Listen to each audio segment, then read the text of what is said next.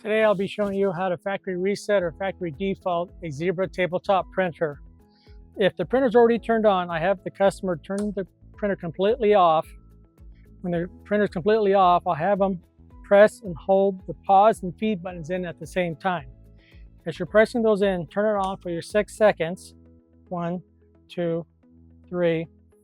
Up to that point, the printer is going to clear out any memory, calibration issues, darkness, speed, any problems that you might be having. The factory default will fix that issue.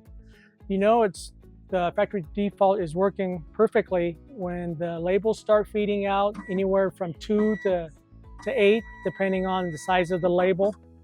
This is a fantastic fix for any issues you might be having. This is the first thing I recommend before contacting a service department. Be sure to like and subscribe.